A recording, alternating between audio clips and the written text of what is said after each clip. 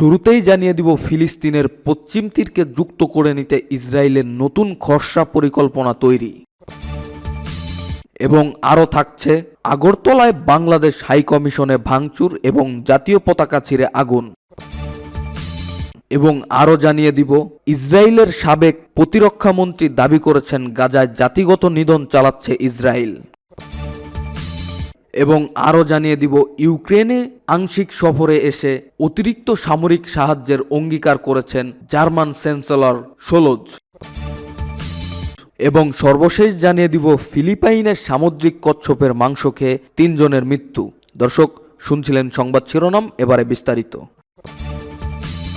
অধিকৃত পশ্চিম তীর এবং আরও কিছু ফিলিস্তিনি অঞ্চলকে সংযুক্ত করার পথ ত্বরান্বিত করতে একটি খসড়া পরিকল্পনা তৈরি করেছে ইসরায়েলের বসতি স্থাপনকারী পরিষদগুলো। মার্কিন সাবেক প্রেসিডেন্ট ডোনাল্ড ট্রাম্প নতুন করে নির্বাচিত হওয়ার পরিপ্রেক্ষিতে এই পরিকল্পনার খসড়া তৈরি করা হয়েছে।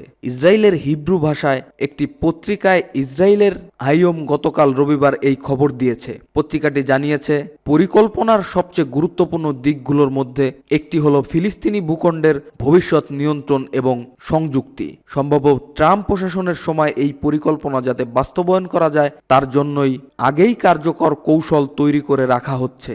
এই পরিকল্পনাকে এগিয়ে নিতে সম্প্রতি একটি উচ্চ পর্যায়ের বৈঠক অনুষ্ঠিত হয়, যেখানে ইসরায়েলের প্রধানমন্ত্রী বেনিয়ামিন নেতানিয়াহু, ক্ষমতাসীন লিকুদ পার্টির পার্লামেন্ট সদস্য আবিহাই এবং কয়েকটি সেটলার কাউন্সিলেরও নেতারা উপস্থিত ছিলেন। বৈঠকে বোয়ারন বলেন, আমরা একটি জটিল সন্নিক্ষণে রয়েছি। আমাদের সামনে একটি সুযোগের জানালা খুলেছে যাকে আমরা বিজ্ঞতার সাথে ব্যবহার কিংবা অপব্যবহার করতে পারি। মূর্খতার পথ গ্রহণ করলে এখন থেকে 4 বছর পর ইসরায়েলের ভেতর 7 লাখ বাসিন্দার জন্য বাড়তি আবাসন ইউনিট তৈরি করতে হবে। আর বুদ্ধিমান পদ্ধতির মাধ্যমে পশ্চিম তীর এবং জর্ডান উপত্যকাকে ইসরায়েলের সাথে যুক্ত করলে তা করতে হবে না। ইসরায়েল মনে করছে এই পরিকল্পনা বাস্তবায়নের জন্য ফিলিস্তিনি স্বশাসন কর্তৃপক্ষকে বিলুপ্ত করা অপরিহার্য, যাতে আরব গ্রামগুলো সম্পূর্ণভাবে ইসরায়েলের এখতিয়ারে চলে আসে। বোয়ারন আরও বলেন, 2 রাষ্ট্রভিত্তিক সমাধানকে অবশ্যই স্পষ্ট রাজনৈতিক নির্দেশনার মাধ্যমে স্থায়ীভাবে বাতিল করতে হবে।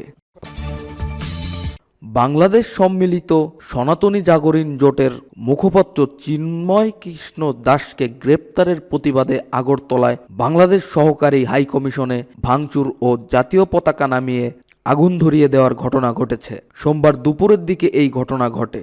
ওই ঘটনার সময়কালে কিছু ভিডিওতে দেখা যায় বিক্ষোভকারীরা বাংলাদেশের জাতীয় পতাকা নামিয়ে ফেলার পর তাতে আগুনও ধরিয়ে দিয়েছে। কলকাতা থেকে বিবিসি সংবাদদাতা অমিতাভ জানান, চিন্ময় কৃষ্ণ দাসের গ্রেপ্তারের বিরুদ্ধে হিন্দু সংঘর্ষ সমিতি নামের একটি সংগঠনের সভা ছিল আগরতলায় বাংলাদেশের হাই কমিশনের ঠিক সামনে। সভা শেষে সংগঠনের 6 জনের একটি প্রতিনিধি দল হাই কমিশনের কার্যালয়ের ভেতরে যায় স্মরণলিপি জমা দিতে।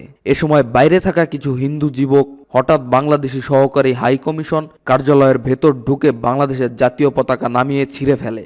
পরে হাইকমিশন কার্যালয়ের কিছু সাইনবোর্ড ভাঙচুর করে ও আগুন লাগিয়ে দেয় তারা।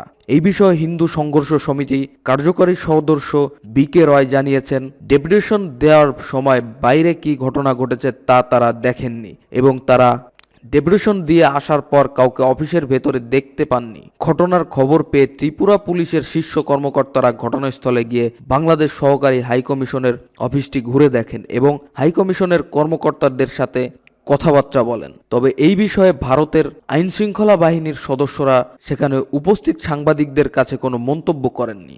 একই ঘটনা বিক্ষোভ হয়েছে ভারতের কুচবিহারেও। সেখানে বাংলাদেশের অন্তর্বর্তী সরকারের প্রধান উপদেষ্টা অধ্যাপক মোহাম্মদ ইউনূসের কুশপুত্তলিকা পুড়িয়ে বিক্ষোভ দেখায় সনাতনী হিন্দু মঞ্চ। সংগঠনটির সদস্যরা পাশের বাংলাদেশ সীমান্ত লাগোয়া চ্যাংরাবান্ধায় বিক্ষোভ মিছিলও করে।